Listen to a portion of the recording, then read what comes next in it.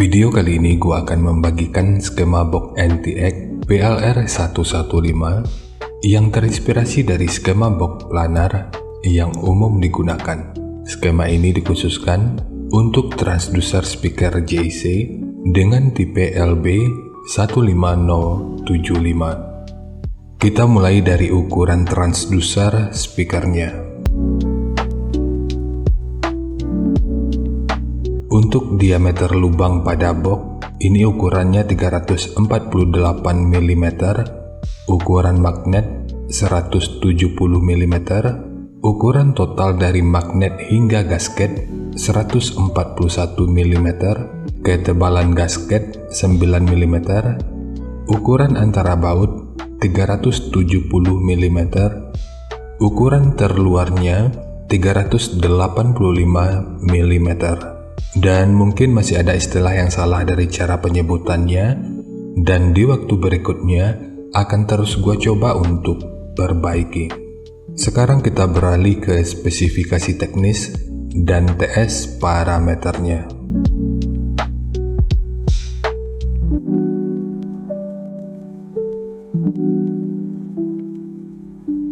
Untuk nominal diameter, ini ukurannya 385 mm atau 15 inci. Impedansinya 8 ohm, nominal power handling 400 watt, program power 800 watt. Jika lu masih ragu dengan perbedaan antara nominal power handling dengan program power ini udah pernah gua bahas pada video yang akan gua selipin pada pojok kanan atas video ini, atau nanti bisa juga dicek pada kolom deskripsi. Kemudian untuk sensitivitas pada 1 watt per 1 meter, ini 94 dB. Untuk rentang frekuensi, mulai dari 34,5 sampai 3000 Hz atau 3 kHz. Ukuran voice coil 75,5 mm atau 3 inci.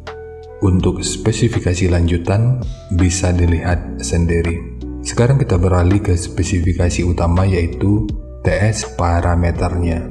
Untuk fs-nya, ini 34,52 Hz, RE 5,783 ohm, QMS 4,722, CAS 0,7218, KTS 0,6261, GMS 0,205 mm per Newton, MMS 103,5 gram, efisiensi 1,092%, BL 13,41 Tesla meter, fast 201 liter, SD 0,0845 meter persegi, XMAX 5 mm, dan induktansi voice coilnya ini 0,5891 mH. Dan untuk jenis box speaker, jika kita mengambil patokan pada referensi ABP, ini tentu lebih direkomendasikan untuk digunakan pada box tanpa lubang angin. Karena untuk ABP-nya, ini hanya sekitar 47,8 aja.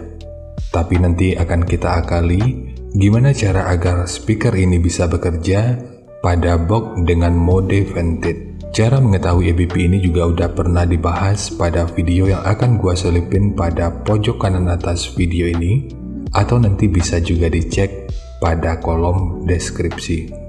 Sekarang kita masuk aja ke rincian semuanya.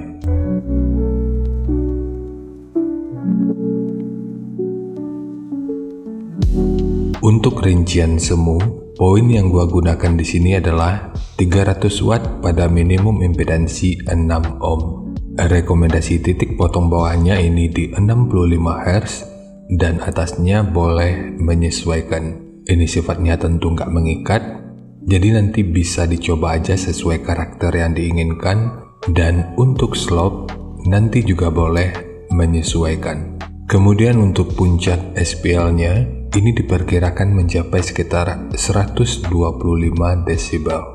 Semua ini merupakan rincian semu, jadi bisa lebih baik atau bisa aja lebih buruk dari yang diperkirakan. karena efisiensi akhirnya juga akan bisa dipengaruhi oleh beberapa faktor, apakah itu kerapian dan kepresisian dari pembuatan box, kualitas bahan, hingga equipment yang digunakan. Sebelum melanjutkan, harap baca deskripsi video karena ada beberapa informasi tambahan terkait bahasan yang ada pada video ini.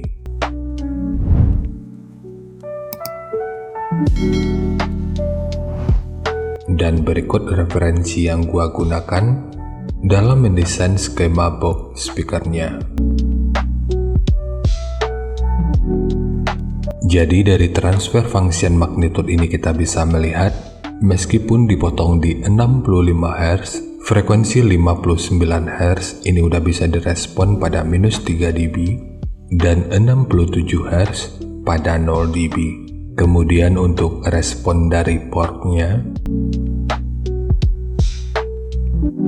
dengan daya 300 watt, pergerakan udara pada port puncaknya diperkirakan sekitar 10,7 meter per detik. Sementara untuk gain yang dihasilkan oleh port kurang lebih seperti ini. Jadi secara teori, untuk port ini akan membantu dalam merespon frekuensi hingga sekitar 47 Hz pada minus 3 dB.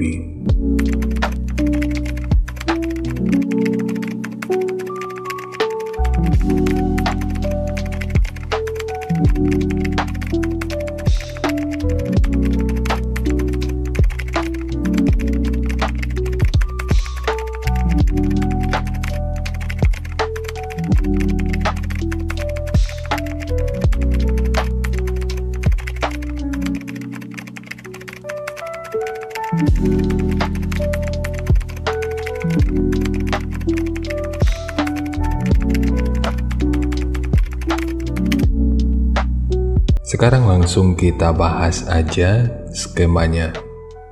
Untuk multiplex, ini menggunakan multiplex dengan ketebalan 18 mili. Kita mulai dari tinggi, jadi tinggi box ini adalah 500 mili, panjang ke belakang 630 mili, kemudian lebarnya 500 mili. Jadi ketiga poin ini merupakan ukuran terluarnya. Sekarang kita beralih ke ukuran internalnya. Untuk port, panjang total yang kalau kita ukur dari sudut ini sampai ke sudut ini ukurannya 336 mili.